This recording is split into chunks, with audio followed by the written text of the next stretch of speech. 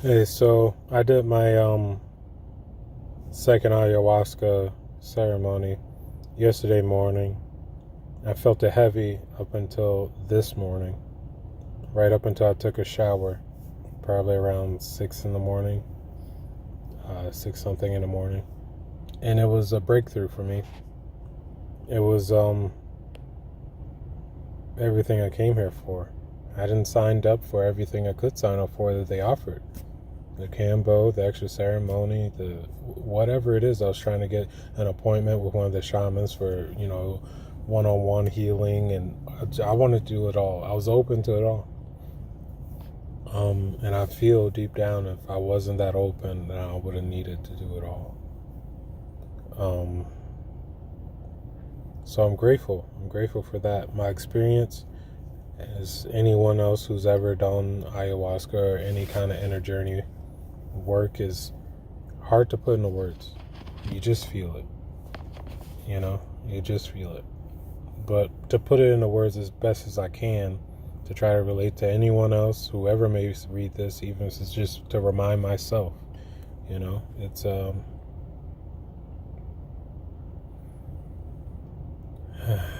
just gotta be accepting.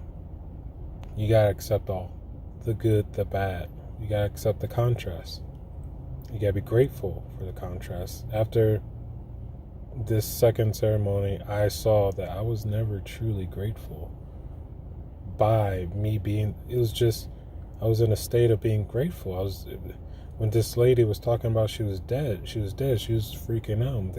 A few people came around to help her, give her there was this thing called rape. It was to help ground her, so they couldn't take the medicine away. They were trying to lessen the effects. And after that, that fear, what she was going through, jumped on me. Like, I felt it jump on me. And it's not that it was hers or she did it to me. No, no, no. It was mine. It was me. That was my biggest fear. Death is my biggest fear. Was my biggest fear. Death and demons, biggest fear. And I saw demons all the time. My imagination, anytime the lights went out. And I've been terrorizing myself up to now. And I was again met with that. Demons, and they were warped. They weren't as I imagined them. Because my imagination was very detailed. And I'm like, I'm going to see one of these things. I know it. The first ceremony is too easy for this not to be hard. And I felt that. And it was that. But I had a choice. I can go against everything I was studying. You study to prepare for an experience. And after the experience, you learn a lesson. And you can ignore that lesson, or you can apply that lesson to your present day. And by applying it to your present day, you alter your future, you alter your reality. Death is nothing more than a decision. And what I mean by that is, when you change your perception, something in you dies. When you fully change your perception, there's something that dies. You don't think the same, completely the same as the kid you once were. Something dies. But you have that memory. Why? Because the subconscious never forgets. And that which is traumatic, it goes on a loop. Because you hold on to it. And so for me to be grateful for these demons and things I'm afraid of, I didn't rise to the occasion.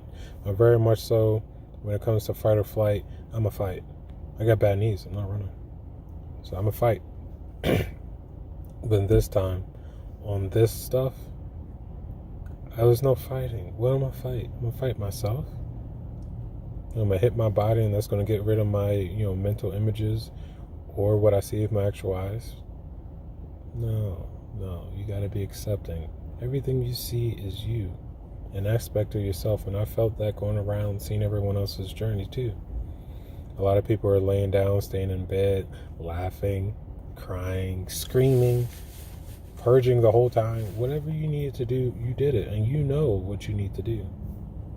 You just need to get out your own way, so to speak. Your thoughts offer resistance if they're not in line with who you truly are. And every time you're not in line with who you truly are, you deny the life that's within you, and it's you. So therefore, we've all been dead for quite a while now. Why fear what you already are? You know? But it's the point of, what did you learn? This experience. Do you want to keep like this? If the answer is no, then believe me, when you search for how to get out of it, you will find. And when you build up a belief so strong, or if your belief is so weak that you don't know what to believe, but you're wanting your hopes, you know, everything in you, your mind, heart, everything wants something different. You're seeking, you're putting in the work, you're doing whatever you can think of, you know. That's when you'll find what you need. That's when. I'm not saying everyone needs to do ayahuasca. Everyone needs to do some kind of plant medicine, any psychedelics, or, you know, choose your path. But for me, my breakthrough is just gratitude, compassion, love. I sunk down into that. I didn't understand it at the time, but I was just accepting. It was like, God is love. God is love. And love, compassion for everyone here, all family members, all friends, anyone I've come in contact with ever. I prayed protection over them before I took the medicine, during the medicine, and afterwards. I don't want anything that I was expelling there to jump on anyone that was familiar to me. No. I want this to be transmuted and given back. Love is the answer for everything. And these are things that I've heard before. These are things that I believe, but I never felt it. I wanted to feel. And I got what I was looking for. I didn't have the crazy trip where I'm out of dimension, or, you know, I'm taking a trip to the moon or anything like that. But I got exactly what I needed. I faced my fear, my demons. Not anyone else's. It wasn't that lady's who was tripping out. It was mine. And I knew it was mine. Because the way they were tormenting me. It's the way I would torment someone, myself. Not saying God is love, God is love. And you sure? You sure? You sure? You know? I'm just like, fuck, you're not supposed to say that. You're supposed to say, yeah, you're right. God is love. Let me leave you alone. Let me leave you alone since you know that. No. You have to accept that before there was light, there was always darkness. But the light don't see darkness, but the darkness knows where the light is.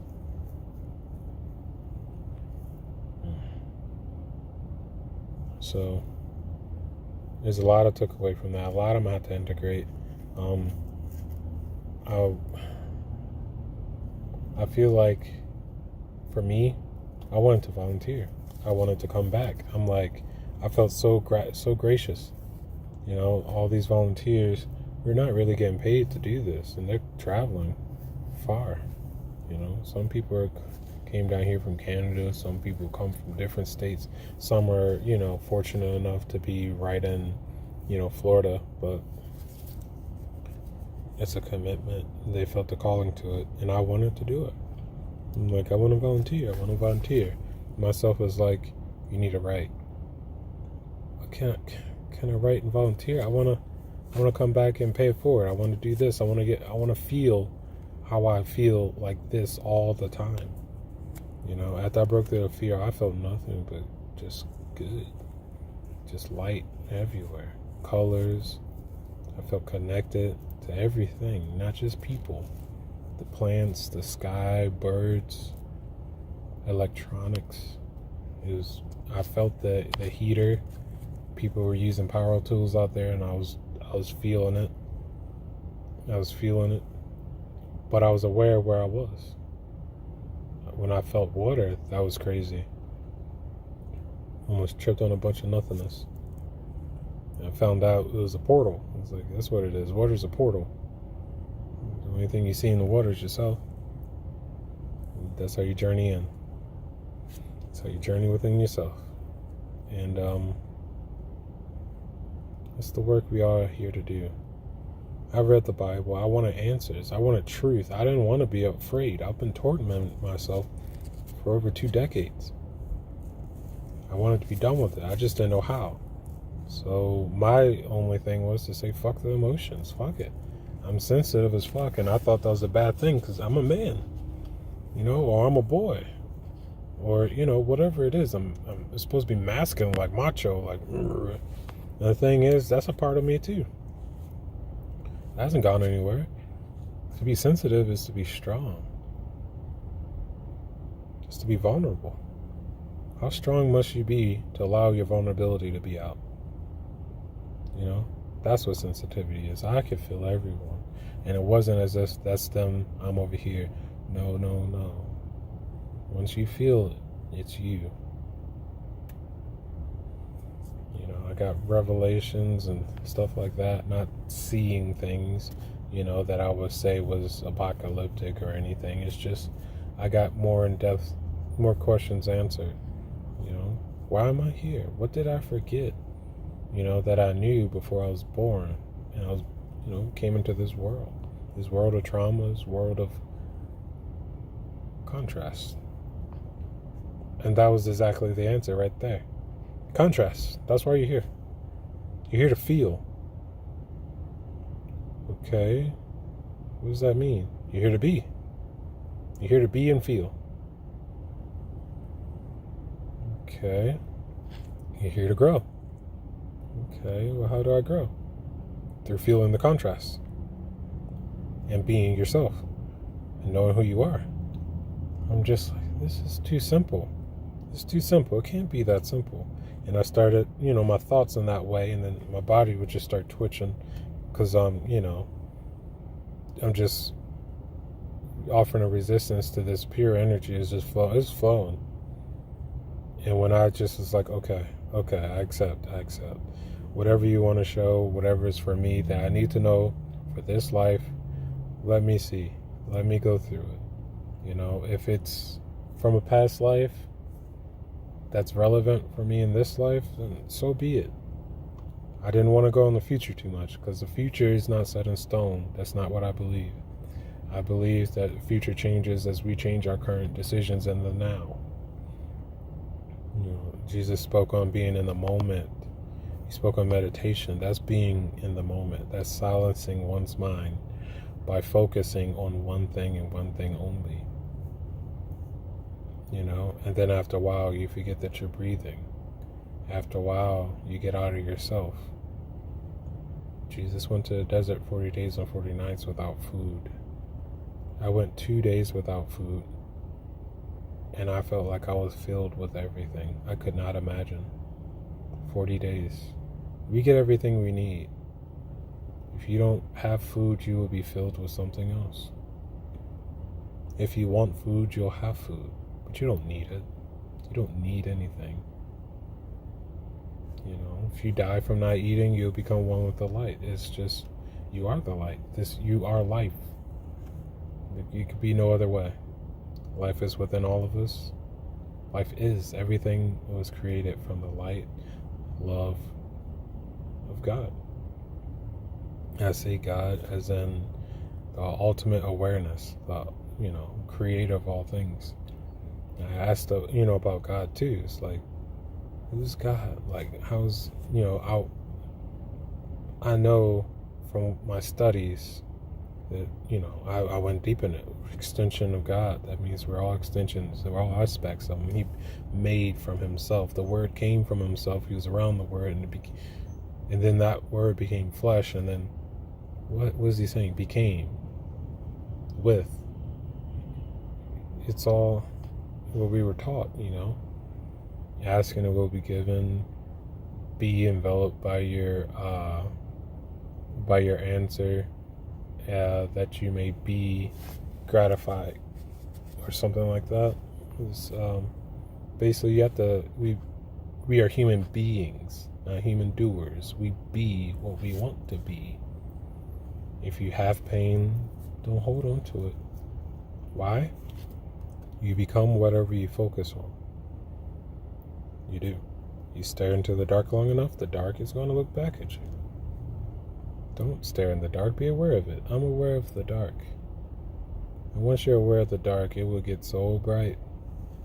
So bright. Don't identify with it. It's dark. Yes, it's dark. I want to see light. Oh, you want. Now you want. Now you want this experience to be over. Now you're not loving the dark. Why should I love the dark? Well, how would you know what light was without the dark? Was darkness not first, before light? I had it asked backwards too. I'm thinking, my head, you're young. Well, in my case, this is how I saw myself. Looking back at it after the ceremony, I was like, young man,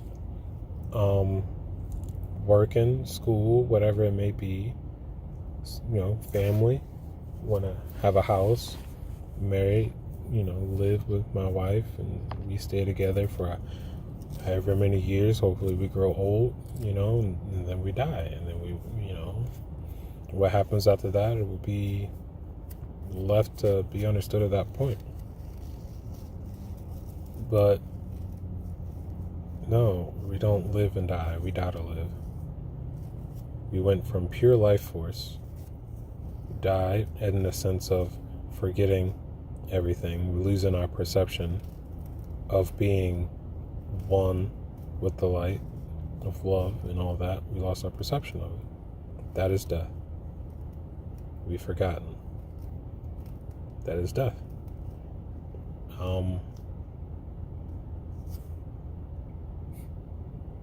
So it's death first, then life. There's always destruction before something can be built. Out of chaos comes, divine order. It's all around us, It's all around us. Before anything was ready for animals to be inhabited, you gotta imagine how many volcanoes and waves and storms were going around shaping the earth. Could you imagine how much destruction was going on this planet before there were animals? Could you imagine how much destruction was going on before this planet? Death, destruction, all the same. But what happened since? There's divine order. People are finding out just how intelligently crafted this existence is. And it has people, this is a program simulation. Maybe. It's not my job to figure out how. I'm told what to do by my higher self. Or, you will know what to do. It will be given to you, whether it's from a guide, an angel. And I didn't see angels or anything. I'm not saying they don't exist. I'm saying it's not my experience. But there was an inner knowing that will tell you what to do. And you have the choice to listen or not. And when you listen, you find out why. You don't find out why until you listen. Obedience. The Bible even says it's hard to please God. You can't please God without obedience or faith. What does that mean? Listen to what I say and do it. Why? Why do I want to go there? Why do I want to go there? Keep my commandments. Listen to what I say and do it. And then when you do that, you find out why. I asked about the 10 Commandments too. It's like it's a map. All the laws you can think of, all the universal laws, is a map. And our feelings, our emotions, the contrast they're guides of that map. What is that map for? It's to get us to a state of our true being, which is love. That's what it is. Love. Compassion, authenticity, trust. These things is our core. That's our core.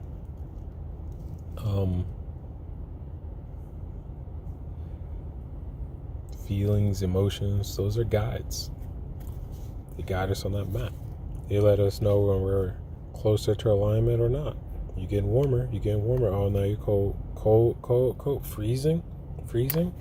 And until you had enough of that freezing cold, you're not going to feel like warming up. You're not going to do what you need to warm up. So if you love destruction, you love other people's suffering, you love causing suffering of other people and animals, you will feel no difference. Until you want to. You got to know that everything comes back around. It does. And I don't need to know the answers to everything. That wasn't why I came here. Why would one person want to know everything all within one conscious life? No, I don't need all that. I don't need it. I wanted to see some nice things. Like, I wanted to be out this dimension and just floating among a bunch of diamonds in the sky. And, it's not what I needed. It's what I wanted.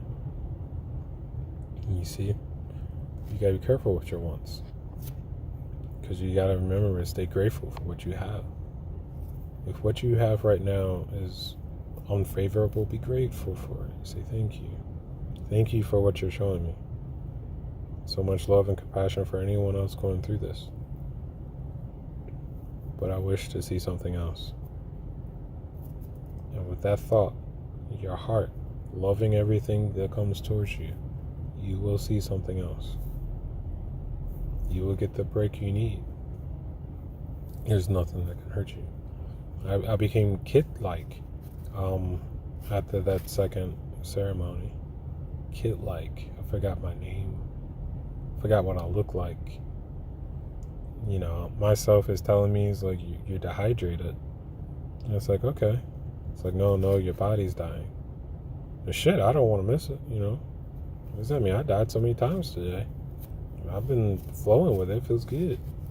And when I see darkness, I know that there's light coming afterwards. So I don't deny it. I love it and I embrace it. Come to me, darkness. Why? Because darkness does not last. Experiences don't last. Experiences have a beginning and an end. God said, I'm the Alpha and Omega. He never said, I am the Alpha and it never ends. Let me say that again. God said, I am the Alpha and Omega. He didn't say, I am the Alpha and it never ends.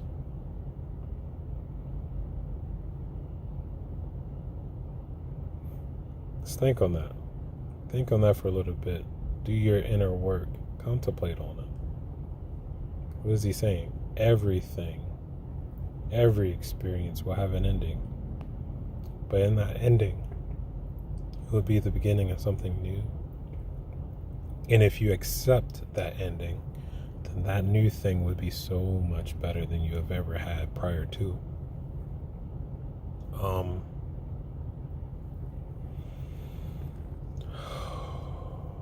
The Bible, for anyone who's reading this that's raised Christian like me, I'm not disputing the Bible. I'm not disputing Christians. I'm not disputing any religion, any belief. I'm not. All I'm saying is this is how I was raised on the Bible. And so that's my reference point when I go, that's what I fall back on. Not fall back on, but that's what I use, to help navigate some of the things that I feel and, think.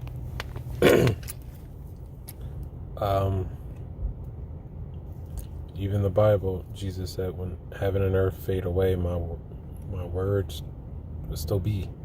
What does that mean? How is heaven, this eternal place, fade away? Eternal is eternal, right? And I started thinking about hell. And I read up on hell because it didn't sit right with me. I didn't want to go to sleep still confused. Confusion leads to fear, okay? And suffering. Why? Because confusion means you're holding on to something that you don't get. Let it go. You don't get it. It's not in your experience. Is it for you to get? You know? If you believe it's for you to get, then you need to do some work. Don't just think you're going to get it. Do the work. Put some work in. So, hell is a place of outer torment. That's what it says in the Bible.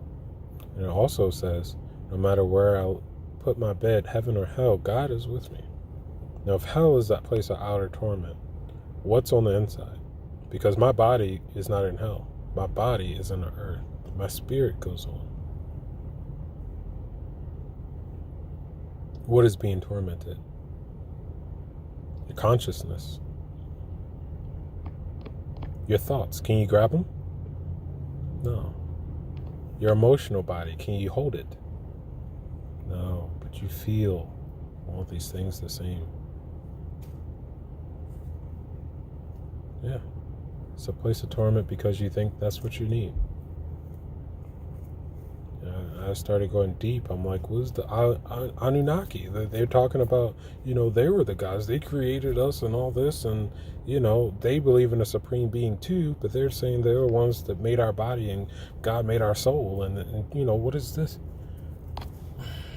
It's not for me to know. And if it's not for me to know, so be it. All I can deal with it right now. If it becomes relevant for my path to know, then it will be revealed. I will be a match to, it will be a match. It'll be unmistakable. You gotta be more inward. And being more inward is going to amplify outwardly. When you're yourself, what did Jesus do? He was just himself. He came to know himself. Why? To help us. How is he helping us? By being the example. As a leader. Be an example. I'm not saying that to try to define Jesus, because I feel like you take power away when you define something. The first thing you do, as far as, exorcisms and things of that nature, is, what's your name? Why? Because you name something, you take the power away. So what's Yahweh? What does it mean? The name that shall not be spoken? Why? Because you limit with names. When I was at this retreat, there was a few people that wanted to ask me, they asked me about Facebook. They wanted to, I had a friend as Facebook. I was like, fine, add yourself to my Facebook account. I was looking for a name. I'm just like, I really don't care what your name is. I care how I feel around you. That's it. I don't need to know your name. I don't need to know where you come from. I don't need to know what you believe. I need to know how I feel around you. How I feel around you. If that energy is a match to mine, or if that energy is, that energy, that vibe is so upbeat, then that's what I want to be around. And by us doing that, making community, after a while, it'll be just as easy as breathing. It'll be a normal state. And that's when you can go anywhere. You can walk anywhere. Nothing will affect you, but you would affect everyone else. Just by being a human being. It's all in the name. And there's breadcrumbs to this. Everything happens for us, not to us. And that's what helped me when I was facing my own demons, myself. Things happen for me, not to me. God is love. Love, compassion for everyone here. Prayer, protection on everyone here. Family members, friends, anyone I ever came in contact with. Ever. And then I prayed for myself. And whoosh, gone. They were gone. I was so happy. And I had an inner knowing, an inner speech, get up, go outside. Now, anyone who did ayahuasca, it's hard to walk sometimes. Why you need to get up and go outside and walk? Yes. I got up, walked around hours, just feeling everything, just walking around people, just just feeling. So I went all over the place with this video. I obviously got so much that got downloaded to me. My words aren't even fast enough to get it out. You know? It's not. This is the best I got for the time being. I got more work of my own to do. And even with this experience, it just opens me up to know there's nothing to be afraid of. If you looked in the mirror, would you fear yourself? No. That's all we do when we look inside. So we look at our mirror, our inner mirror. You know, the inner mirror projects as well.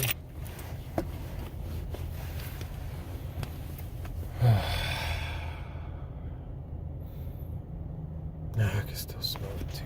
I still smell the ayahuasca drink. I'm really grateful. I knew that I would be looked on as crazy from any family members, so I didn't tell any of them. I tried to tell people what I was feeling. This stuff was coming from the heart. These things I'm looking up, these things that, they all, even the one who I thought would be more so at my level, shot back fear at me. I'm getting confused. I'm like, you don't understand. I'm saying there's no hell. I'm saying that man created that to control. I'm saying, why trust what you're being spoon-fed without searching for yourself? I'm saying, why trust someone else, put someone else, your salvation in someone else's hands based off of their perception from a book that was another person's perception of a perception of a perception of a perception of a copy of a copy, as a translation of a translation of a telephone game thousands of years apart from the now. If I line 10 people up, give them a simple phrase, simple sentence, by the time I got to the end, it'll be distorted. All craziness. And you mean to tell me that you're going to put your salvation on a telephone game thousands of years ago that we're supposed to make relevant for now? I'm not saying that to say that, I don't believe in the Bible, I don't believe in this stuff. No, there's a lot in the Bible that I do use, but that inner knowing, why are the missing years? I was told before when I asked, like, why do you think the missing years ago? It's like, and I was told, why are you worried about the missing years when you can't even take what you got now? I'm like, you're judging my understanding? How can you judge my understanding as if you're me? Just because you've been around me for a long time? You don't know my understanding. You don't know my thought.